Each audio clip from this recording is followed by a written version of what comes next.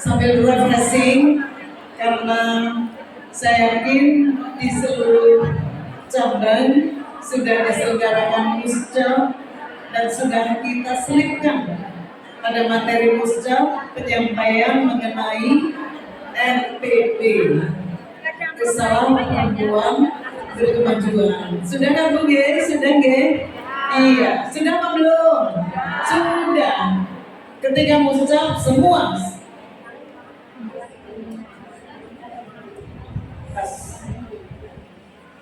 sudah disampaikan ketika muscap, tetapi tidak apa-apa, hari ini kita ketinggalan kembali. Ibu-ibu, kami umumkan hasil infak untuk Palestina 4,5 juta Mbak. 4.500.000, Masya Allah. Jazakumullah khairan katsiran. Mudah-mudahan akan menjadi bagian dari amal soleh kita semua ya. Dan ini wujud nyata kepedulian sosial, ya, wujud nyata kepedulian sosial, dan ini contoh konkret dari Muhammadiyah bersikap wasatiyah. Itu diantara contohnya. Nanti saya akan minta juga kepada penjaringan semua beri contoh-contoh amal wasatiyah atau contoh-contoh perbuatan wasatiyah. Nah, antara lain kita sudah buktikan hari ini adalah kepedulian terhadap sesama. Itu salah satu contoh sikap wasatiyah, sikap tengahan. Karena kita tidak berpikir untuk kepentingan diri sendiri, tetapi juga kita peduli atau berpikir juga untuk kepentingan saudara-saudara kita yang sedang membutuhkan. Baik ibu-ibu, lanjut Mbak, lanjut Mbak ini. Mengenai Risalah Perempuan Berkemajuan merupakan naskah atau dokumen pandangan persyarikatan terhadap perempuan di berbagai aspek kehidupan. Jadi RPP ini sebetulnya adalah naskah atau dokumen, gitu ya. Naskah atau dokumen yang dihasilkan oleh Muktamar Aisyah ke-48 kemarin di akhir tahun 2022. Dan ini adalah rangkaian dari banyak naskah-naskah yang sudah pernah diputuskan oleh pimpinan pusat Aisyah. Lanjut.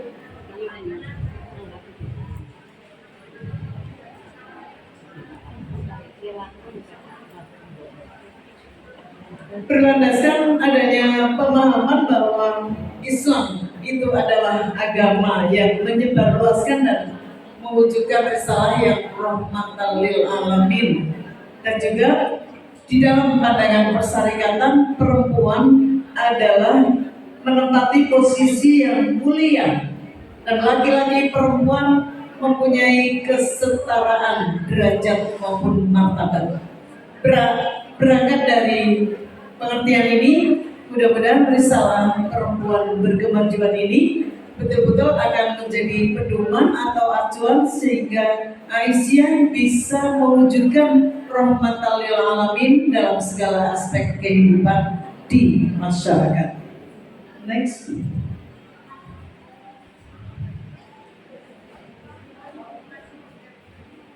Saya mohon maaf, ini tiketnya itu mungkin belum teredit, tapi nanti akan saya perbaiki, saya lebih sistematiskan supaya nanti bisa kita sebarkan ke penjaringan semua. Spirit kelahiran Aisyah dilandasi nilai-nilai dasar Islam tentang kesetaraan. Jadi paham kita, paham persyarikatan mengenai posisi perempuan di dalam Islam adalah setara. Itu tadi menjadi landasan kita. Okay? Kemudian yang kedua, bahwa dinamika gerakan yang sudah dilakukan oleh Aisyah lebih dari 1 abad adalah bentuk perwujudan atau representasi bahwa perempuan itu bisa berkontribusi, bisa berperan, bisa lebih mengoptimalkan kegiatan amal solehnya di masyarakat. Kemudian yang berikutnya, bahwa berbagai dokumen sebelum adanya RPP itu sudah ada. Antara lain, dulu pimpinan pusat Aisyah pernah mengeluarkan satu pedoman yang judulnya mencapai istri Islam yang berarti. Mencapai istri Islam yang berarti di tahun 1937. Ini juga bentuk pandangan yang maju dari Perserikatan tentang peran istri. Bahwa istri itu mungkin ketika sebelum merdeka posisinya sangat-sangat subordinate atau diskriminasi di pinggir begitu, betul gitu. Tetapi Kiai Haji Ahmad Dahlan sudah sangat berpikiran maju bahwa istri pun bagaimana menjadi istri yang baik itu ada tuntunannya dan sudah dikeluarkan oleh pimpinan pusat di tahun 37. Kemudian dikeluarkan lagi buku Adabul Mar'ah fil Islam. Mungkin banyak teman-teman atau yang senior masih punya Adabul Mar'ah fil Islam. Itu etika tentang perempuan Islam seharusnya seperti apa. Sebagai anak dia harus bagaimana, sebagai istri dia harus bagaimana, sebagai ibu dan lain sebagainya, itu di sana dijelaskan. Ini pun juga menunjukkan perhatian Perserikatan terhadap posisi perempuan di dalam Muhammadiyah. Kemudian ada juga keputusan yang judulnya Fikih Perempuan, sangat banyak pembahasannya. Terus ada juga Islam berkemajuan dan gerakan pencerahan yang ini merupakan bagian dari pemikiran Muhammadiyah memasuki abad kedua di tahun 2010. Kemudian ada juga buku tuntunan keluarga sakinah. Walaupun keluarga sakinah ini sudah didengungkan oleh pimpinan pusat Aisyah jauh sejak saya masih remaja, mungkin di tahun 20-an, tetapi kemudian menjadi keputusan juga, yaitu di tahun 2014 dikeluarkan buku tuntunan yang judulnya adalah Tuntunan Menuju Keluarga Sakinah. Juga fatwa-fatwa yang lain dari hasil keputusan tarjih mengenai perempuan itu ada. Artinya yang terakhir ini RPB itu bukan yang pertama, tetapi ini rangkaian dari produk-produk yang sudah dikeluarkan oleh Perserikatan mengenai pandangan Perserikatan Muhammadiyah tentang status atau tentang posisi perempuan menurut ajaran Islam. Jadi ini saya kira merupakan move on yang luar biasa ketika Kiai Haji Ahmad Dahlan mendirikan Aisyah di tahun 17. Itu situasi perempuan dalam kondisi yang masih rendah atau masih terpinggirkan, termasuk mustad'afin masih terpinggirkan. Bahkan ada narasi yang menyebutkan suarga nunut, rokok katut, misalnya, yang seperti itu sangat-sangat menggambarkan bahwa perempuan tidak punya posisi di luar rumah, ya, posisi hanya domestik saja, tetapi tidak punya posisi publik. Dan ini yang digaungkan, dikembangkan oleh Kiai Haji Ahmad Dahlan. Beliau menampung beberapa remaja perempuan di rumahnya untuk dididik dan juga disekolahkan, baik di sekolah umum maupun sekolah agama, agar perempuan-perempuan itu pun menjadi maju atau berkemajuan. Jadi pemikiran berkemajuan itu sudah sejak lama, sejak Kiai Haji Ahmad Dahlan. Ketika sudah berjalan lebih dari 100 tahun, apakah kita masih akan tetap saja dalam posisi yang tidak setara? Tentu tidak begitu. Kita ingin perempuan pun memberikan kemanfaatan yang optimal di dalam hidupnya sehingga lebih bermanfaat. Khairun nas anfa'uhum linnas. Jadi sebaik-baik manusia, insya Allah yang memberikan kemanfaatan yang lebih optimal kepada sesama. Next. Tujuan adanya RPB ini adalah yang pertama agar setiap perempuan muslimah itu menjalani kehidupannya sesuai dengan ajaran Islam. Ajaran Islam sama sekali tidak pernah membelenggu perempuan. Bahkan ajaran Islam itulah yang mengangkat derajat perempuan yang luar biasa sehingga derajatnya menjadi mulia dan setara dengan laki-laki. RPB ini juga diharapkan menjadi pedoman bagi gerakan Malaysia, di dalam melakukan penguatan dan pemberdayaan perempuan.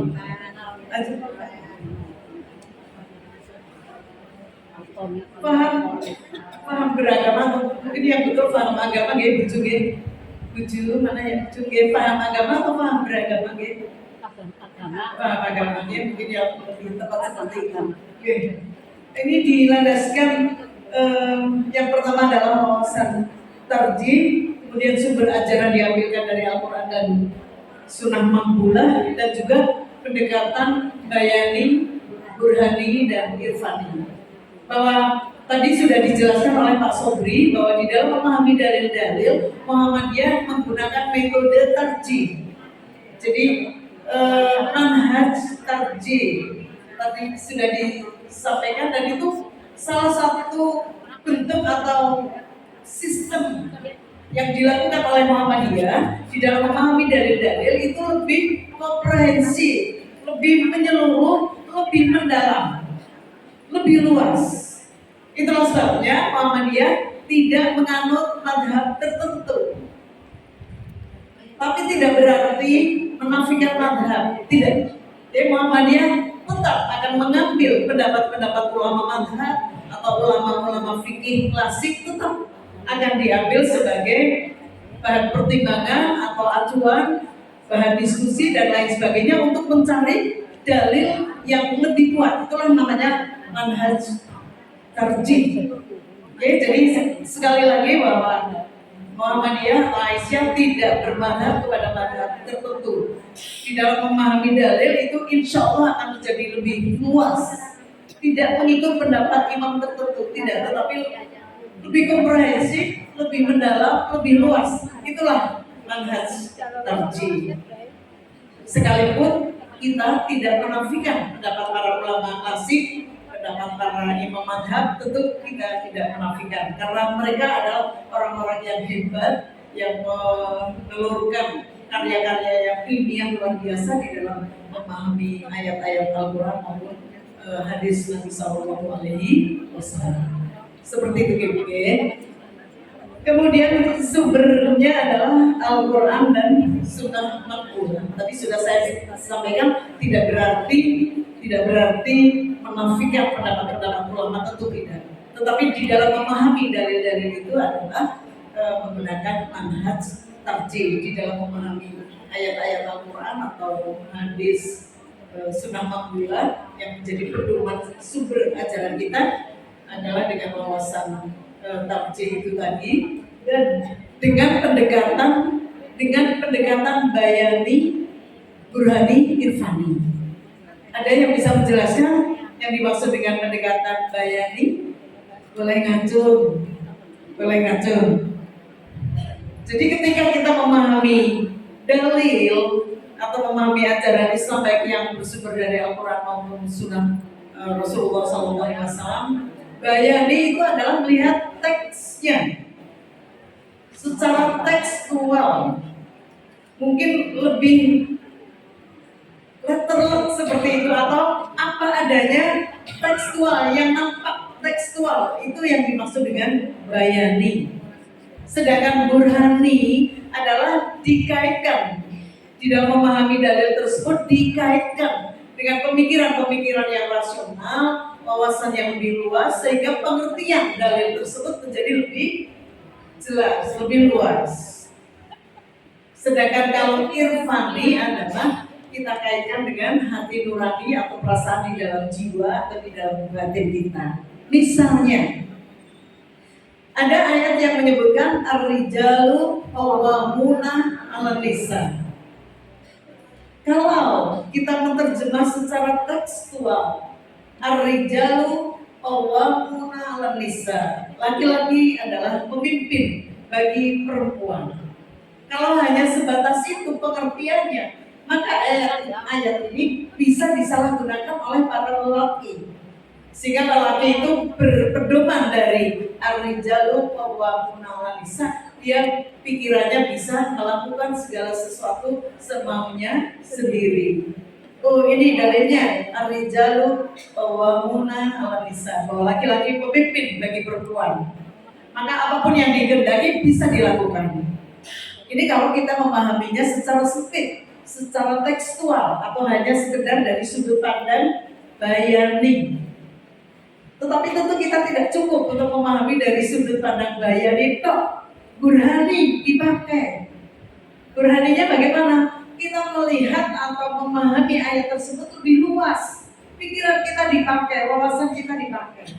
Bahwa yang dimaksud qawwamuna 'alan nisa itu laki-laki menjadi pemimpin karena Allah memberikan kesempatan bagi laki-laki untuk menjadi penanggung jawab bagi perempuan. Laki-laki mendapat kewajiban untuk mencari nafkah bagi istrinya atau bagi keluarganya. Jadi ada kelebihan laki-laki di situ. Itulah yang kemudian ada ar-rijalu qawwamuna 'alan nisa, lebih kepada tanggung jawab.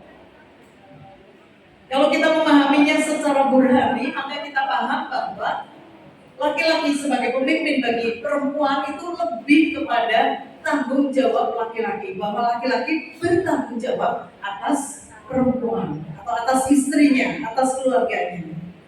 Seperti itu, karena Allah memang melebihkan dalam hal kewajiban mencari nafkah. Sehingga dengan demikian laki-laki tidak akan mengambil pengertian seenaknya. Tuh, saya kan pemimpin bagi kamu, saya pemimpin di keluarga ini, lalu semena-mena, itu tidak bisa. Karena pengertiannya menjadi lebih luas mengenai ar-rijalu qawwamuna 'alan nisa. Bahwa ar-rijalu qawwamuna di situ lebih kepada tanggung jawab. Pikiran kita juga dipakai, wawasan kita juga dipakai, sehingga memahaminya lebih luas. Lah irfani itu lebih kepada pendekatan hati nurani, lebih kepada kejiwaan. Kalau kita memahami ar-rijalu qawwamuna 'alan nisa, bahwa laki-laki itu pemimpin bagi perempuan dan itu akan menumbuhkan rasa tanggung jawab bagi seorang laki-laki, maka laki-laki itu akan menjadi sadar bahwa dia harus ngayomi, harus melindungi, harus menyayangi, ya kan Bu ya? Dia harus mendampingi, ibaratnya seperti itu. Jadi ada rasa atau ada rasa rohaninya yang tertanam. Sehingga ketika seseorang memahami ar-rijalu qawwamuna 'alan nisa, bisa dilihat dari segala sudut pandang, bukan hanya secara tekstual, tetapi juga kontekstual, ada landasan wawasan atau pengetahuan yang luas, dan juga ada yang dikaitkan dengan nurani. Dan ini akan menumbuhkan kesadaran bagi seorang laki-laki bahwa dia adalah punya tanggung jawab untuk mengayomi, melindungi, menyayangi begitu. Dan ini nanti akan menumbuhkan hubungan yang harmonis antara laki-laki dan perempuan. Kalau pemahaman kita hanya bayani saja, yang kemudian disalahgunakan oleh sekelompok orang bahwa laki-laki adalah pemimpin dan itu nanti dia akan semenang-menang, itu akan menimbulkan ketertindasan di salah satu pihak, akan menimbulkan rasa menderita di salah satu pihak. Kalau kita punya suami misalnya, dan suami kita berpedoman bahwa laki-laki adalah pemimpin bagi perempuan, dalilnya ar-rijalu qawwamuna 'alan nisa, lalu dia semenang-menang, apakah istrinya tidak menderita? Ya, pasti akan timbul atau berdampak istri menjadi sedih, menjadi menderita karena tidak dihormati, tidak dihargai, tidak dimuliakan begitu. Padahal ajaran Islam mengajarkan dan Rasulullah mencontohkan betapa beliau adalah orang yang sangat-sangat memuliakan perempuan. Kata Ibu Ge, lanjut Mbak. Paham? Ini masih kaitannya dengan paham agama kita mengenai nilai-nilai dasar RPB. Yang pertama berdasar tauhid. Apa hubungannya antara tauhid dan RPB? Tauhid itu kita meyakini bahwa Allah adalah satu-satunya zat yang menciptakan kita semua, menciptakan semesta. termasuk menciptakan manusia. Dan manusia diciptakan itu dalam posisi yang hebat, dalam posisi yang sempurna. Laqad khalaqnal insana fi ahsani taqwim. Manusia diciptakan dalam bentuk yang paling baik. Nah, kita meyakini bahwa Allah satu-satunya zat yang menciptakan manusia sebagai makhluk yang terbaik. Dan untuk menjadi makhluk yang terbaik dan tetap dalam posisi yang mulia, Allah menurunkan syariat. Maqasidus syariah, tujuan dari syariah itu adalah untuk kemaslahatan, untuk kebaikan yang bersangkutan, agar terjauh dari kerusakan. Jadi kalau Allah menciptakan manusia, kemudian manusia semaunya sendiri dan melakukan hal-hal yang dilarang oleh Allah, itu nanti tauhid kita juga menjadi tidak lurus. Jadi ketika kita yakin bahwa Allah lah satu-satunya zat yang telah menciptakan semesta, menciptakan manusia dalam posisi yang sangat mulia, sangat baik, ini harus dijaga. Sehingga syariah yang diturunkan oleh Allah dipedomani supaya manusia tetap dalam posisi yang mulia. Ini hubungannya antara RPB itu dengan tauhid. Ya, jadi ada benang merahnya gitu ya. Karena Allah yang menciptakan kita, Allah lah yang mengatur kita, Allah lah yang mengelola kita, yang mengendalikan kita. Dan aturan yang diturunkan oleh Allah itu ya syariah itu yang seharusnya dipedomani supaya kita tetap dalam posisi mulia. Ya, jangan sampai tidak mentaati Allah. Kalau tidak mentaati Allah, maka posisi manusia bisa menjadi rendah, bahkan bisa asfala safilin, bisa serendah-rendahnya. Dan serendah-rendahnya martabat manusia itu bisa lebih rendah daripada binatang. Lanjut. Oh ini sudah. Kita bisa lihat di surat Al-Hujurat ayat 13. Inna akramakum indallahi atqakum. Jadi posisi laki-laki perempuan di depan Allah, di hadapan Allah, di sisi Allah sama. Perbedaannya adalah di kadar ketakwaannya. Di surat At-Taubah ayat 71, kalau tidak salah juga disebutkan di sana bahwa laki-laki perempuan itu saling bantu membantu, saling tolong menolong. Perempuan itu zawaj, pasangan bagi laki-laki, pasangan. Jadi untuk saling menyempurnakan, seperti itu gitu ya, saling menyempurnakan, saling bantu membantu sehingga lebih bermanfaat hidupnya untuk peradaban manusia. Lanjut. Apa udah? 97 salah kayaknya ini salah nggak? Kalau nggak salah ini 71. Oke, nanti dicek. Kalau yang 97 itu An-Nahl. An-Nahl ada yang hafal Ibu? Boleh kesini menyebutkan isi surat An-Nahl ayat 97, dan itu saya kira menjadi landasan juga menjadi apa namanya nilai-nilai yang melahirkan juga RPP ini. Bahwa mu'minun malana dianahu hayatan juga malana dianahu di aksani makan ya 100 untuk ibu kita, Ibunda Juan ya. Man amila sholihan min dzakarin aw untha wa huwa mu'minun falanahyiyannahu hayatan thayyibah wa lanajziyannahum ajrahum bi ahsani ma kanu ya'malun. Barang siapa dia beramal soleh, baik dia laki-laki atau perempuan, dan mereka itu beriman, falanahyiyannahu hayatan thayyibah. Orang laki-laki maupun perempuan yang beriman itu dan beramal soleh, falanahyiyannahu hayatan thayyibah. Allah akan menjadikan kehidupannya menjadi kehidupan yang baik, akan memberikan kehidupan yang baik baginya.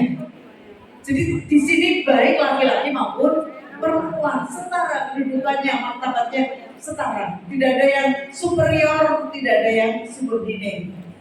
Ya, tidak ada yang lebih dibanding yang lain, tidak. Masing-masing saling melengkapi. akan diberi oleh Allah, janji Allah diberi kehidupan yang baik kalau dia punya landasan iman yang benar dan mau beramal soleh, amal yang soleh. Walanajiyannahum ajrahum biahsani ma kanu ya'malun. Dan kelak besok di akhirat akan diberi ganjaran, diberi pahala jauh lebih baik dibanding apa yang dilakukan. Jadi mungkin kita melakukan sesuatu yang sangat sederhana, tapi Allah memberikan pahalanya yang luar biasa. Sama ketika kita punya niat untuk melakukan kejelekan, Allah belum mencatat. Tapi ketika seseorang sudah berniat untuk melakukan kebaikan, Allah sudah mencatat. Apalagi kalau kemudian kita mengamalkan kebaikan yang kita niatkan, itu pahalanya double. Ya, jadi begitulah Allah Maha Pemurah, Maha Penyayang bagi orang-orang yang beriman dan beramal soleh, baik dia laki-laki maupun perempuan, akan diberi kehidupan yang baik. Kelak di akhiratnya juga akan mendapatkan balasan yang sempurna. Tidak, ibaratnya tidak jumpa atau tidak imbang dengan amal perbuatan yang kita lakukan. Karena mungkin kita melakukan hal yang sepele, tapi itu kebaikan, Allah akan memberikan balasan yang banyak. Sama halnya dengan kita membaca Al-Quran, bukan satu ayat itu baru dapat pahala, tetapi masing-masing huruf itu pun sudah dapat pahala 10 dibufatkan. Satu huruf pahalanya 10 itu kan sudah luar biasa. Jadi itu. Kemudian prinsip keadilan. Keadilan ini mesti ditegakkan. Ini juga ada ayatnya, saya lupa mencatat. Bersikap adil, bersikap adilan. Wa aqrabu lit-taqwa, karena adil itu akan lebih mendekatkan kepada takwa. Adil itu akan fadilun. Bersikap adil lah. Bahwa aqrabu lit-taqwa. Begitu gitu. Wa aqrabu lit-taqwa. Dan keadilan itu lebih mendekatkan kepada takwa. Kalau tidak adil, pasti ada pihak yang dirugikan. Ya tidak, Bu? Kalau ada sikap ketidakadilan, pasti ada pihak yang dirugikan. Ini namanya kedoliman.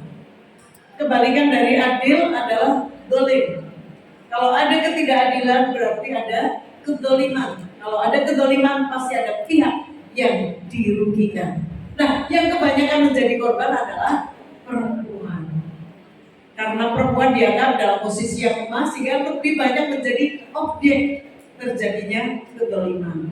Nah, itu yang ada di hadapan kita, dan itu yang harus kita ibaratnya kita hilangkan. Karena Islam sangat-sangat menekankan pelajaran keadilan, menegakkan keadilan. Itu akan mendekatkan orang kepada takwa. Lanjut, Mbak. Oh, ini ya, Bu ya. Surat Al-Maidah ya. Oke. Surat Al-Maidah ya.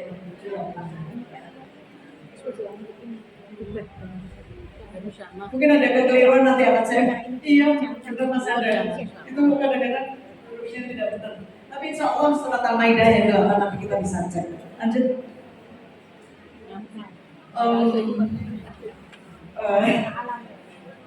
Ini kutipnya juga khusus tadi itu bahwa ajaran Islam ini untuk rahmatan lil alamin, itu dari Allah Nabi sudah matur, dan Nabi diutus wa ma arsalnaka illa rahmatan lil alamin. Tidaklah aku utus kamu kecuali menjadi rahmatan lil alamin.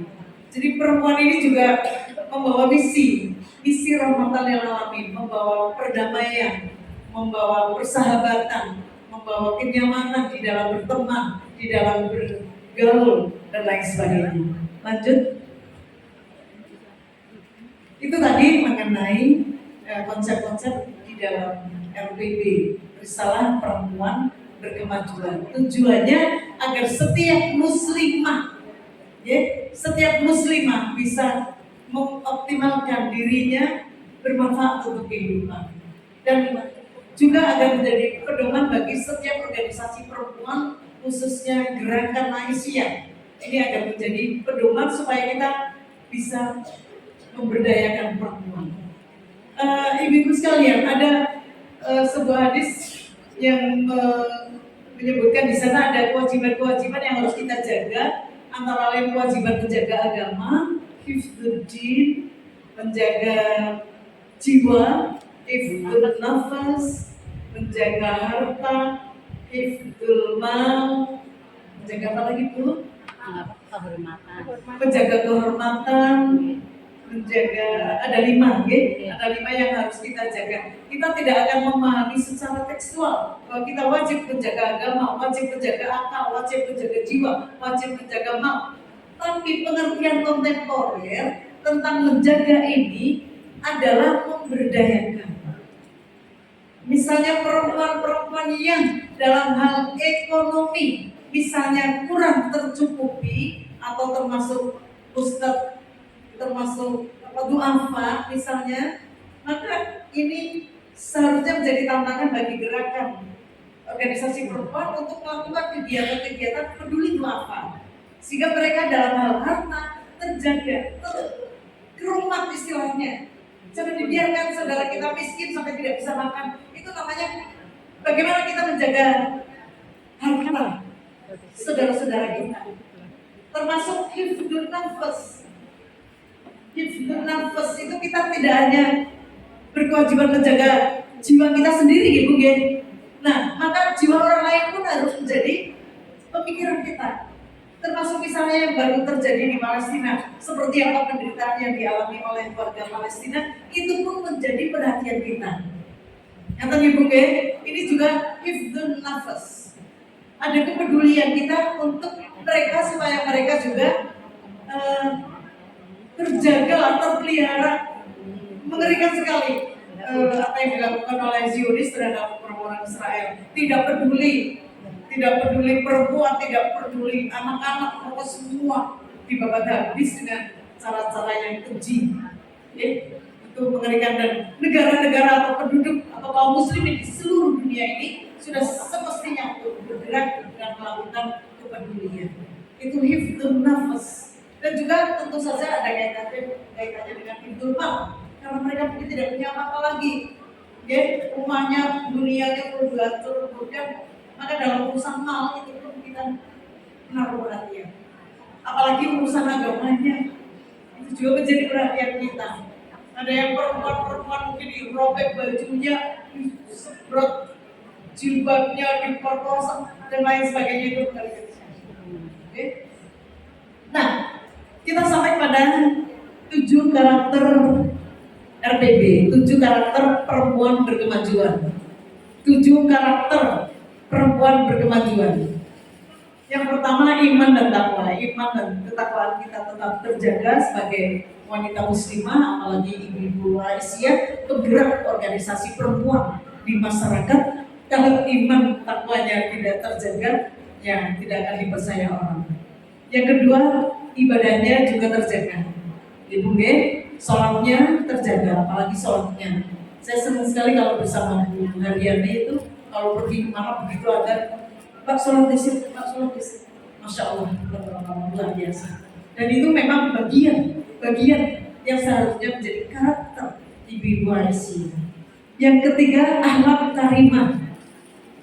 Akhlaknya dijaga. Tadi yang disampaikan oleh Mbak Sofa itu Fabima rahmatin minallahi lintalahum bersikap lemah lembutlah kalian, walaupun tafadhal ghalidul qalbi, kalau hatimu keras, hatimu kasar, lanfadhu min hawli, itu akan dijauhi oleh lingkunganmu. Ya apa tidak? Pasti. Suami kita sendiri saja kita ingin bersikap lemah lembut terhadap kita, pasangannya. Sekali waktu saja misalnya dia agak kasar, itu rasanya kasar. Seperti itu Ibu ya. Jadi sikap kasar, sikap keras, apalagi yang menyakitkan seperti itu tinggalkan. Ibu Aisyah diharapkan memiliki akhlakul karimah. Akmalul mu'minina iman asabuhum khuluqan. Yang sempurna di antara kalian, iman kalian itu ya yang sempurna akhlaknya. Yang mencoba berusaha, kata Ibu ya. Jangan terlalu dikuasai oleh nafsu, yang itu nafsu amarah, yang itu akan merusak jiwa kita. Tawakal saja pada Allah. Pak Sofan tadi sudah mengingatkan di ujung ayat surat Ali Imran 159 itu, Fatawakkal 'alallah. Innallaha yuhibbul mutawakkilin. Bertawakallah pada Allah. Sungguh Allah menyukai, mencintai orang-orang yang bertawakal. Kita pasrahkan urusan kita kepada Allah Subhanahu wa Ta'ala. Kemudian berpikir tajdid, pikirannya maju, tidak jumut. Jumut itu apa? Jumut itu ya kaku lah ya, kaku dan mungkin meninggalkan kebaikan. Jumut banget. Tapi bagi warga Aisyah berpikir maju, berpikir tajdid yang lebih bisa memberikan kemanfaatan hidupnya. Tadi sudah disampaikan di depan, ketika memahami dalil itu ya pakai pendekatan bayani, burhani, dan juga pendekatan irfani. Jadi menyeluruh, pemahaman kita menjadi lebih utuh, lebih komprehensif seperti itu. Kemudian bersikap wasatiyah. Apa yang dimaksud dengan wasatiyah? Bersikap tengahan, adil, itu termasuk wasatiyah. Seimbang, urusan dunia, urusan akhirat, urusan kesibukan dengan urusan istirahat, urusan apa dan lain sebagainya, itu seimbang, wasatiyah. Pikiran kita, perasaan kita tidak ekstrim kanan, tidak juga ekstrim kiri. Oke? Ibu bisa memberikan contoh-contoh bentuk amal wasatiyah. Tadi peduli Palestina itu wasatiyah banget, wasatiyah sekali. Karena betul-betul kita itu mau menginfakkan harta kita, walaupun hanya sekedar 2.000, 5.000, 10.000 atau seberapa untuk saudara kita yang membutuhkan. Ini wasatiyah banget. Tidak berpikir untuk hanya kepentingan diri sendiri, menjadi orang yang kikir. Yang diajarkan oleh Kiai Haji Ahmad Dahlan, dipesankan kepada kita semua, jangan kalian itu kikir. Itu yang selalu didengungkan. Ini bentuk dari wasatiyah. Apalagi ibu bisa memberi contoh. Suka bermusyawarah. Kira-kira wasatiyah apa bukan? Wasatiyah banget. Suka bermusyawarah. Apa-apa bisa dirembuk. Jangan suudon. Ibu ya, jangan suudon, husnudon saja. Apa yang ada dalam pikiran teman-teman kita itu pasti baik. Bisa dirembuk, segalanya bisa dibicarakan, didiskusikan. Ini wasatiyah sekali. Bermusyawarah. Tadi di surat Al-Imran 159 juga ada itu. Wasyawirhum fil amri. Bermusyawarah kamu dalam segala perkara. Dalam urusan-urusan apapun yang dihadapi, bermusyawarahlah. Jadi tidak ditampal, tidak semaunya sendiri. Masalah tidak akan mungkin melakukan segala sesuatu semaunya sendiri. Pasti akan dikomplain banyak orang. Jadi membudayakan musyawarah, diskusi, tukar-menukar pikiran itu wasatiyah sekali. Sangat-sangat wasatiyah. Apalagi contohnya? Apa Bu? Yang keras Bu. Bertawakal kepada Allah. Ya, betul. Itu wasatiyah sekali, bertawakal kepada Allah. Setelah usaha kita lakukan dengan ikhtiar yang maksimal, maka berpasrahlah kepada Allah. Jangan kita pernah punya pikiran, oh saya harus tercapai, apapun akan saya lakukan agar ini tercapai. Itu tidak bisa seperti itu. Karena kita yakin bahwa kita sifatnya hanya berusaha. Segala sesuatu Allah lah yang menentukan. Jadi ketika kita bertawakal kepada Allah, itu jadi seimbang. Ya kan Bu? Ini tawakal. Tawakal itu pasrah kepada Allah setelah kita berusaha. Jadi jiwa kita menjadi seimbang. Ini wasatiyah banget. Kalau kita tidak tawakal, maka kita pikirannya ini tercapai, harus tercapai. Nanti akan timbul pikiran segala cara akan ditempuh. Nah ini bahaya apa tidak? Bahaya. Segala apapun akan dilakukan asal menang. Nah, itu mengerikan sekali. Itu sama sekali bertentangan dengan asal. Contohnya apa lagi Bu? Halo? Ekstrem kanan, ekstrem kiri. Tidak ekstrim kanan, tidak ekstrim kiri. Ya betul sekali. Itu wasatiyah. Imbang. Imbang, tidak berlebihan di dalam memahami sesuatu. Bahkan nanti menolak dari pihak yang lain yang tidak sama dengan kita itu ya tidak wasatiyah. Jadi ambil tengahan dan kita menjadi lebih terbuka. Itu wasatiyah. Jadi banyak kegiatan-kegiatan yang dikembangkan yang itu bernuansa wasatiyah dan ini ciri dari perempuan berkemajuan bersikap wasatiyah, imbang urusan duniawinya, urusan ukhrawinya. Segala sesuatunya imbang, tidak mencintai anak secara berlebihan sampai anaknya salah juga dibela-bela. Kan ada anak yang melakukan kesalahan di sekolah dihukum sama gurunya, orang tuanya polisi, lapor kepada polisi, gurunya ditangkap, ibu guru yang cantik itu ditangkap, padahal dia ingin meluruskan anak yang mainan air kotor yang baru empal diciprat-cipratakan ke teman-temannya, diluruhi boleh, anaknya lapor ke orang tuanya lapor ke polisi, tidak terima anaknya dimarahi oleh bu guru, lalu bu guru dipanggil polisi ditangkap. Itu namanya tidak wasatiyah. Sederhana saja, ketika kita melihat anak kita memang salah, ditegur oleh gurunya, kita terima dengan lega hati. Harus diakui bahwa anak kita memang salah. Tidak mungkin ada guru semena-mena, tidak mungkin. Guru memarahi semena-mena tanpa ada sebab, tidak mungkin. Penjenengan semuanya, saya yakin hampir semuanya guru pahamlah apa yang harus dilakukan oleh guru. Tapi zaman sekarang ya Bu, kadang-kadang seperti itu. Jadi menerima kondisi, menerima apa yang ada, ditelusuri, ditelesing, itu wasatiyah. Harusnya begitu, tidak langsung emosional, marah-marah itu tidak wasatiyah. Jangan emosional tidak wasatiyah. Marah-marah tidak wasatiyah. Oke? Bersikap tengahan, bijak, itu wasatiyah. Adil, bijak. Amalia solihah. Tidak pernah ada ibu yang punya keinginan untuk melakukan sesuatu yang buruk. Saya yakin di Aisyah tidak akan pernah kita temui ada ibu kok punya niat untuk melakukan kejelekan. Tidak ada ibu tidak ada. Punya niat melakukan keburukan, insya Allah tidak ada. Itu nanti alatnya di mana? Kemudian yang ketujuh, bersikap inklusif. Jangan eksklusif, inklusif. Dia terbuka menerima pendapat orang lain, bisa paham. Jangan kalau Ustaz bilang cikiwiwi sih bahasa India ya. Kalau sudah saklek, kalau sudah punya pendapat, ngeyel tidak mau menerima pendapat orang lain, ini wasatiyah apa tidak? Pokoknya lah, paling sebel itu tidak boleh ngomong pokoknya ya. Mungkin kita mulai menghindari kata-kata pokoknya. Itu tidak wasatiyah. Dan itu namanya eksklusif.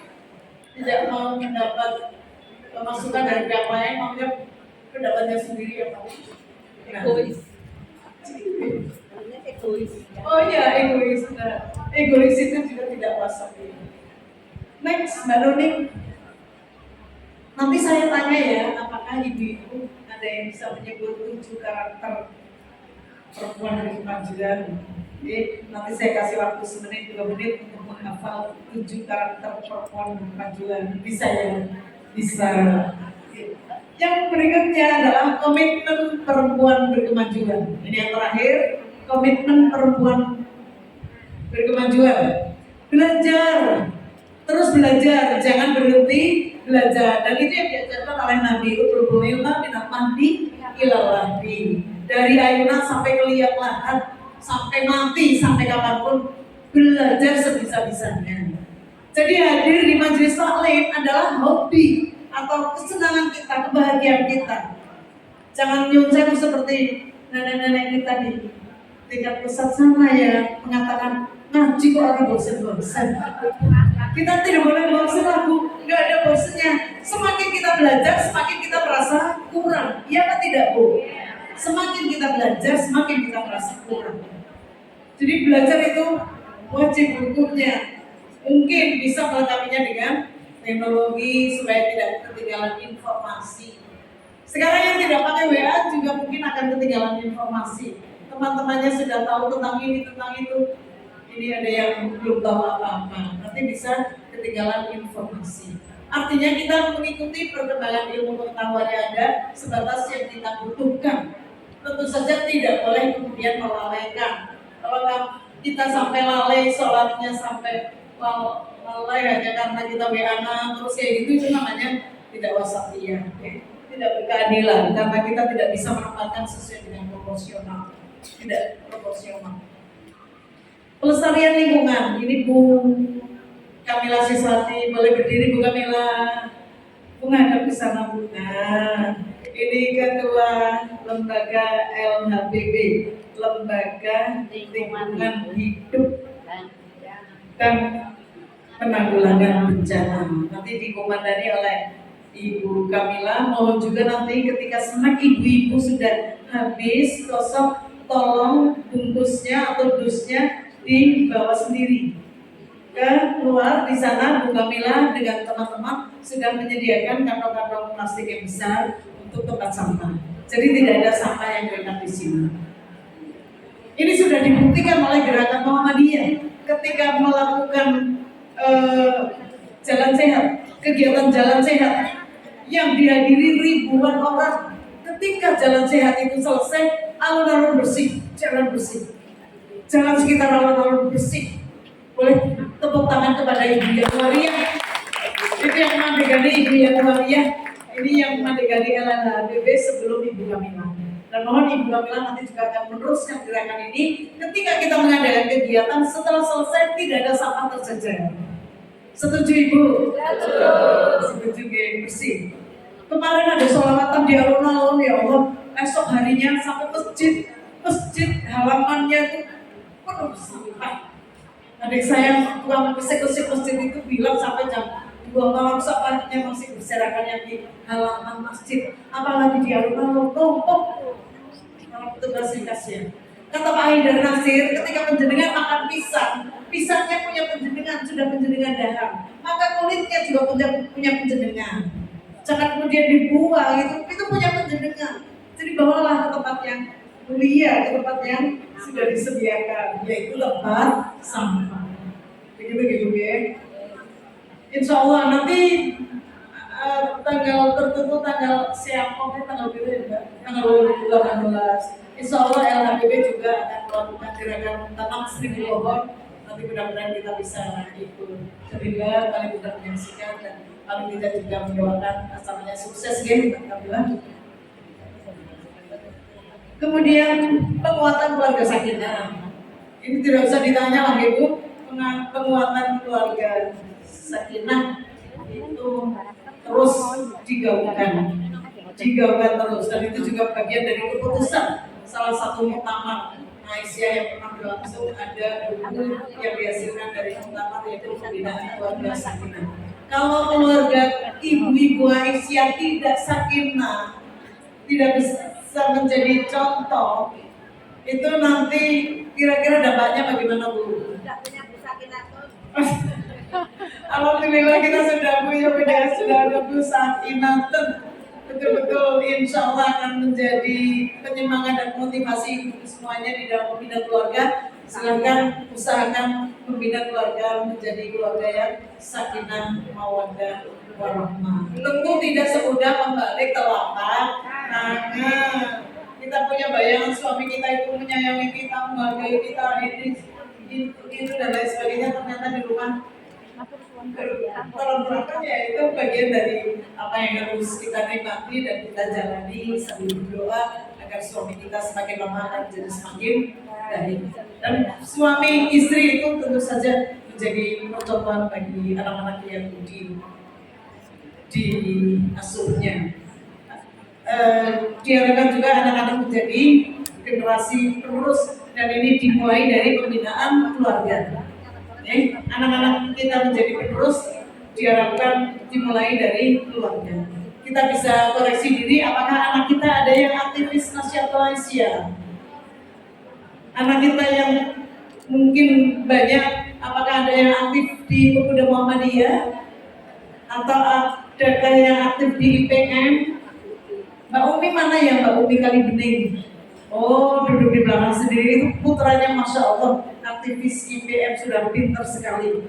Ketika kita muscap di sana yang mengatur tata ukuran waktu apa dan lain sebagainya, itu Mas Ian. putranya Mbak Umi. Itu artinya rumah tangganya, keluarganya menjadi ajang pembinaan, pengkaderan bagi anak-anak kita untuk bisa beramal soleh di Asia. Mudah-mudahan seperti itu. Kalau anak kita 4 ya mudah-mudahan 1 paling tidak adalah yang aktif. Mungkin itu syukur 2 atau 3 atau 4. Misalnya seperti itu. Betapa tidak mudahnya gitu, betapa tidak mudahnya. Tapi diupayakan.